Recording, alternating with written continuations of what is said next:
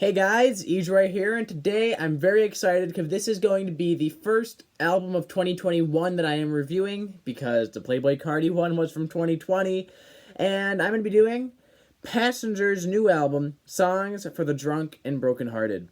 A bit of background, like I do with all of my reviews. Passenger is a bit of a complicated one for me because, quite honestly, I haven't really thought much of Passenger, really, just in general. I know Passenger had the big acoustic pop hit Let Her Go back in, I think, 2012 and like 2013, 2014. It was a pretty big song. Um, that's really the main thing I think I really should cover with Passenger, because that is, at the end of the day, by far, Passenger's biggest song, with over a billion streams, a billion views on YouTube. I think 2 billion views on YouTube. Without a doubt, a humongous song. Personally, I think it is a relatively bland pop folk hit. I don't think it is nearly as great as the charts and its performance on streaming services make it out to be. That being said, ever since then, I mean, I really don't have. I did look into some of Passenger's other material going into this review, but I didn't have much of an opinion one way or the other about really anything Passenger has done since then. So going into this, I'm really taking this on face value. So let's just get straight into it. Musically, Songs for the Drunk and Brokenhearted goes down the same sort of acoustic pop sound, folky pop, that we've already come to know and expect from Passenger. Nothing too unique or different about this album compared to everything else Passenger has seemed to have done. The song Tip of My Tongue seems to be one of the standouts for me. In terms of a music element, it has a relatively good melody, a bit of better layering on its instrumentals. I like the way the drums come in. Overall, I think it's a very nicely arranged track, and that is something that I actually think is commonplace throughout this entire project. I don't have too much of an issue with the actual arrangements as much as I do the songs themselves. I think many of the songs, the way they're layered, the way they're arranged, come across really nice to my ears, and I thought it was, overall, I think the overall instruments sound really good, and I don't have too much of a problem there. It's a relatively, Tip of My Tongue is a relatively satisfying pop track, to say the least. However, the further I listen to this album, and the more I listen to it, the further I get into it, the deeper I get into it, it kind of becomes clear that Passenger remains to be some of the most watered down pop folk out there, and I've heard a decent amount of folk pop stuff last year, in a lot of folk stuff in general, from Phoebe, from Fen Lily, from Kristen Hudson, to even Bright Eye's new album. And I could say that this is one of the most watered down examples of folk music out there currently, and this, I was questioning even reviewing this because he has some, or I feel bad saying he, because I know there's really one main guy behind this, but overall, Passenger seems to, this is like, what, they're 20, it's like they have so many albums at this point, and they all kind of follow down the same stylistic route, but that hurts this album, honestly, just because it doesn't seem to provide anything too new.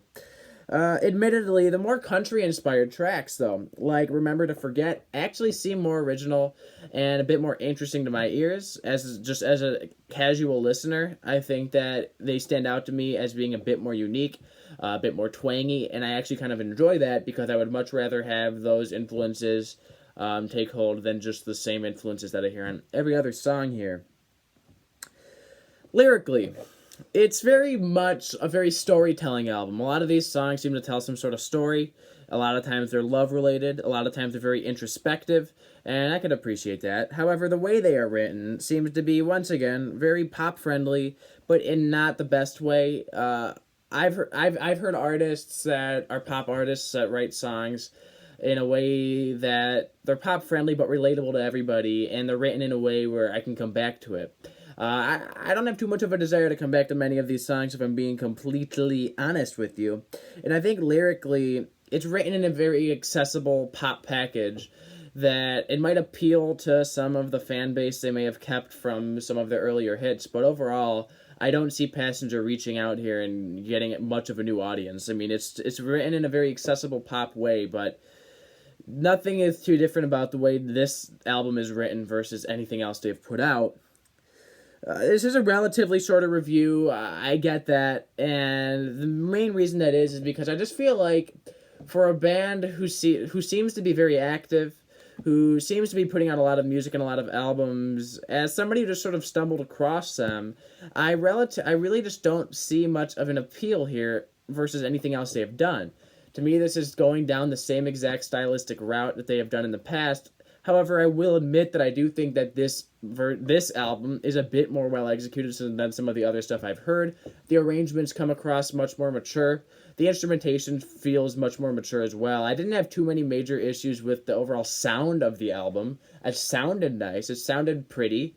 But I just think when you actually boil these songs down, they're relatively weak pop tracks that don't really leave much of an impact.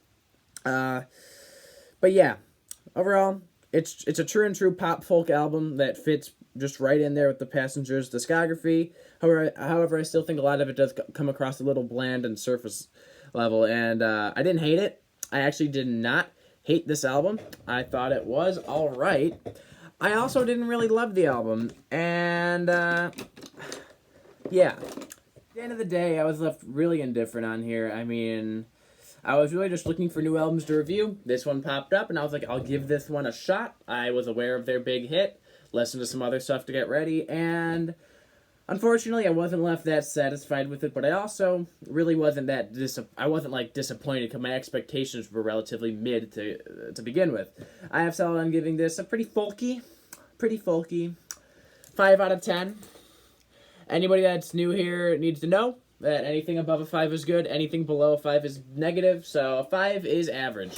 And that is accurate. I feel relatively indifferent on this project. I don't think it was the worst pop album I've ever heard. I don't think it was the worst thing I've ever heard from them. But I also don't think there's too much impressive or really innovative going on here. They kind of just are going off the same formula. But at the end of the day, it was tolerable. I didn't hate it, and I don't see myself coming back to it. Maybe a few tracks here and there, like Tip of My Tongue. But at the end of the day, I think a 5 out of 10 is reasonable for this group. But yeah, that is it for now. Hope you guys enjoy my casual reviews, and if you do, subscribe. That is it for now, and goodbye.